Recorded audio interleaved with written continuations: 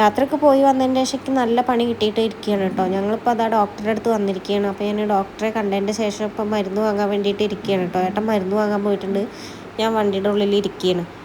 വീടിൻ്റെ അടുത്തുള്ള ഡോക്ടറെ തന്നെയാണ് കേട്ടോ കാണാൻ പോയിട്ടുള്ളത്. ഞങ്ങൾ ഡോക്ടറെ കാണാൻ പോകുമ്പോൾ വൈകുന്നേരമായിട്ടുണ്ടായിരുന്നു. രാവിലെ മരുന്നൊക്കെ കഴിച്ചു.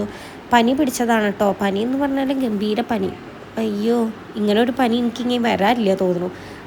എൻ്റെ ഓർമ്മയിൽ എനിക്ക് ഇങ്ങനെ ഒരു പനി പിടിച്ചതായിട്ട് ഓർമ്മയില്ല കേട്ടോ. പനി വരാറുണ്ട്, ചിലപ്പോൾ 1-2 ദിവസമൊക്കെ പനിച്ചാലും പനി അങ്ങനെ മരുന്ന് കഴിച്ചാൽ കുറയും, അങ്ങനെയൊക്കെയാണ് എനിക്ക് പനി വരാറുള്ളൂ. ഇത് പനി എന്ന് വെച്ചാൽ വല്ല മരുന്ന് കഴിച്ചാലും പനി കുറയില്ല, അങ്ങനത്തെ പനി. ഉച്ചയ്ക്ക് ശേഷം ഒന്ന് പനി കുറഞ്ഞിട്ടുണ്ടായിരുന്നു, പക്ഷേ പിന്നെയും പനി തുടങ്ങി.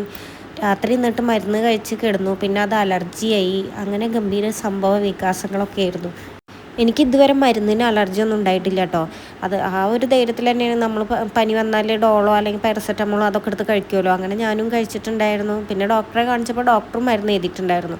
പിന്നെ ഡോക്ടറെ കാണിക്കുമ്പോൾ തന്നെ ഇടത്തെ കണ്ണിൻ്റെ അവിടെ ചൊറിച്ചിലും വീർപ്പൊക്കെ ഉണ്ടായിരുന്നു കേട്ടോ. അപ്പോൾ ഞാൻ വിചാരിച്ച എന്തെങ്കിലും കടിച്ചിട്ട് അങ്ങനെ ആയിട്ടുള്ളതാണ്. ഡോക്ടറോട് പറഞ്ഞപ്പോൾ ഡോക്ടറും പറഞ്ഞ പനിയുടെ ആയിരിക്കും എന്നാണ് പറഞ്ഞിട്ടുണ്ടായിരുന്നത്. പിന്നെ രാത്രി വന്നിട്ട് ഇതേപോലെ പനി കുറയണില്ല, അങ്ങനെയായപ്പോൾ വീണ്ടും മരുന്ന് ഡോളോ എടുത്ത് കഴിച്ചു.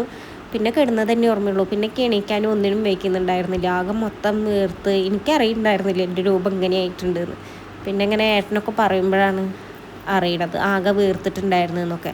പിന്നെ അതേ പിറ്റേ ദിവസം ഞാൻ രാവിലെ പിറ്റേ ദിവസം രാവിലെ ഹോസ്പിറ്റലിൽ നിന്ന് വന്നതിൻ്റെ ശേഷം ചെറിയൊരു വേദന ഉണ്ടായിരുന്നു കേട്ടോ. അപ്പം ഞാൻ എണീറ്റിട്ട് കഴിക്കാനുള്ള രാവിലത്തെ ഫുഡൊക്കെ ഉണ്ടാക്കി, കാരണം എനിക്ക് ഭയങ്കര വിശപ്പുണ്ടായിരുന്നു. പിന്നെ എണീറ്റ് നിൽക്കാനൊക്കെ എനിക്ക് ഒരു ആരോഗ്യമൊക്കെ ഉണ്ടായിരുന്നു. എനിക്ക് തോന്നുന്നു ഗ്ലൂക്കോസൊക്കെ കയറ്റേണ്ടി ആയിരിക്കുന്നത്.